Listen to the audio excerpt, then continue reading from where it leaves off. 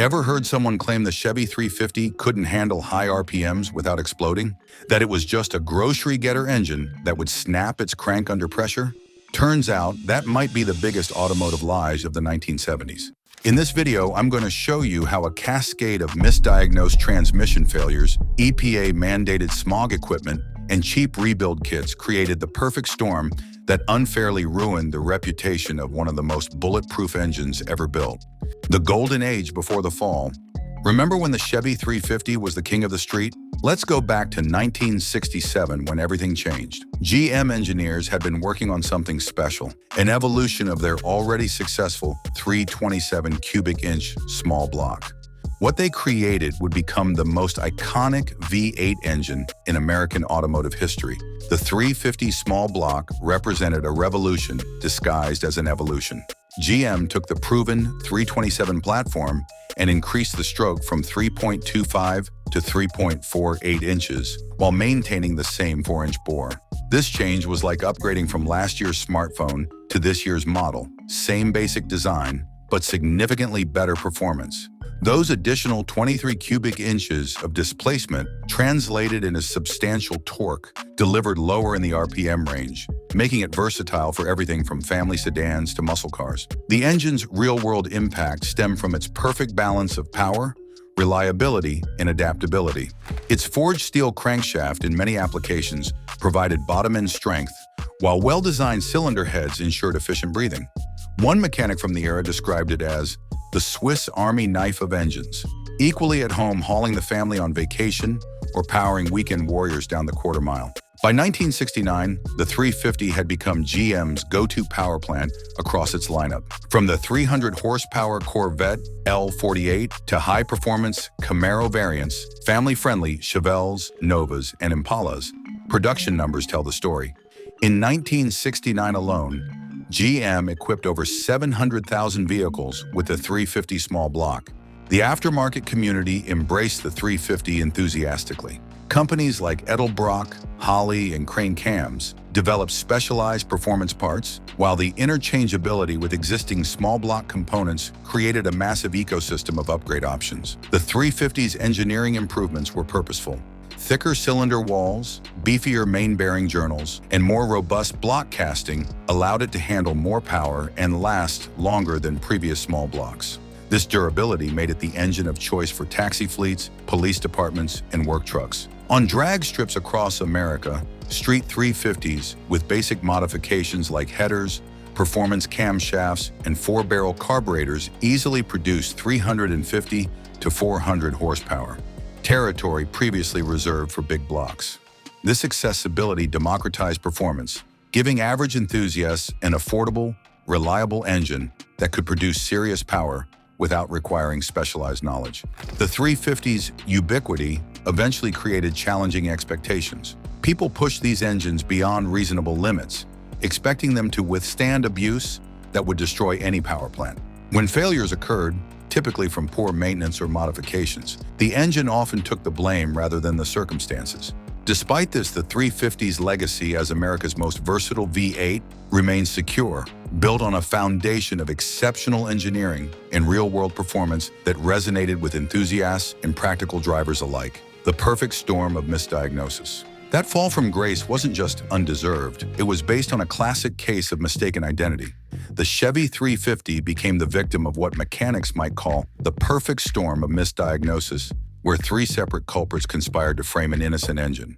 What's fascinating is how easily these mechanical mix-ups spread through the automotive community, creating a reputation that stuck around longer than the actual facts. Let's start with the most ironic culprit, the TH350 transmission. Notice anything familiar about that name?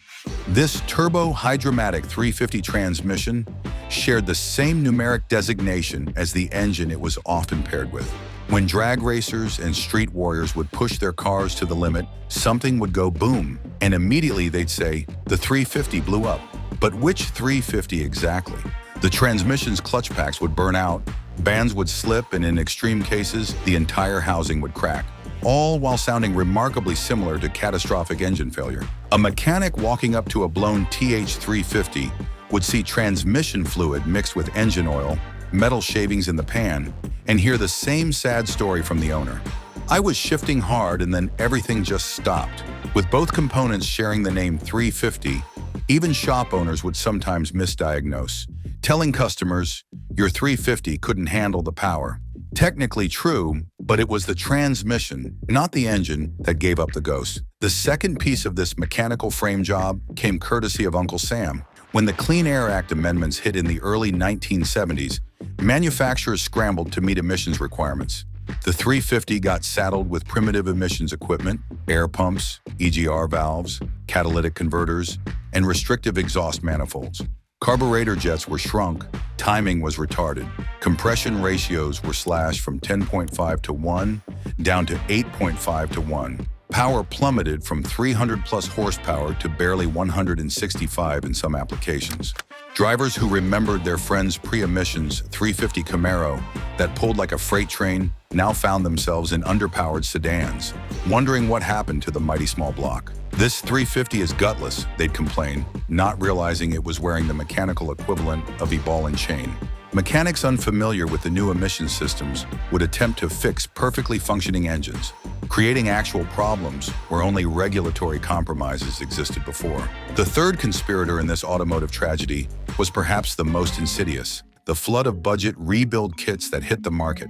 As the 350 became ubiquitous, it also became the target of cost-cutting measures. Cut-rate rebuild kits featured thin gaskets, cast pistons instead of forged, and reground crankshafts with minimal machining. A generation of weekend warriors, armed with Chilton manuals and these bargain parts, rebuilt engines that were doomed before they ever fired up. Bearings would spin after a few thousand miles. Head gaskets would blow under moderate boost. Connecting rods would bend when pushed beyond stock power levels. The autopsy would always show the same cause of death. The 350 couldn't take it. But in reality, no engine, regardless of design, could survive what amounted to mechanical malpractice. What made this perfect storm so devastating was that each failure reinforced the others. A rebuilt engine with cheap parts, struggling against emissions equipment, connected to an overtaxed transmission, created a recipe for disaster that unfairly painted the 350 as the villain. Most car owners couldn't distinguish between a transmission failure and an engine failure when both resulted in the same scenario: being stranded on the side of the road with a smoking car. The whisper campaign that changed everything. These isolated mechanical failures might have remained just that, isolated, if not for the power of automotive gossip that turned anecdotes into evidence. In the pre-internet era, reputation could be destroyed between the pages of a magazine or across the workbenches of local speed shops, creating a mythology so powerful it outweighed actual engineering facts. The automotive media landscape of the 1970s was dominated by a handful of influential publications.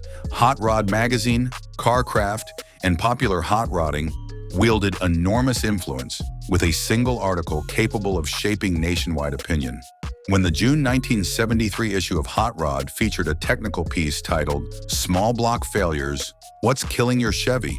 it sent shockwaves through the community. The article highlighted several catastrophic failures without distinguishing between factory shortcomings and improper modifications. Car clubs amplified these misconceptions through what sociologists call information cascades. At monthly meetups from California to Michigan, stories of 350 failures spread like wildfire. One club president in Detroit reportedly told members, "I've seen 350 blow up this year alone. Something's wrong with the design." What he didn't mention was that all three had been modified with the same bargain basement parts from a local supplier. The speed with which false information traveled was matched only by its staying power. Performance shop owner Mike Reynolds remembers, customers would come in dead set against putting a 350 in their project car. When I'd ask why, they'd say, "Everyone knows they can't handle power." But when I'd ask for specifics, all I'd get was my buddy's cousin's friend blew one up. Competing manufacturers weren't above exploiting these perceptions. Ford dealers were known to keep blown 350 valve covers as showroom props while promoting their 351 Windsor engines. Chrysler's marketing subtly positioned their 340 small block as the reliable alternative to Chevrolet power. This competitive undermining created market pressure that further cemented the 350's undeserved reputation. The psychological concept of confirmation bias played a crucial role in maintaining these myths.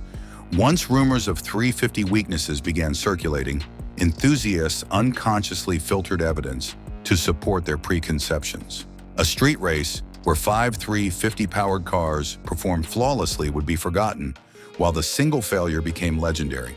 Racing journalist Tom Bradford noted, by 1975, people were attributing every broken drive shaft, differential, or transmission to the 350, even when the engine itself was perfectly intact. Many professional builders stopped recommending the 350 for performance applications, despite knowing better.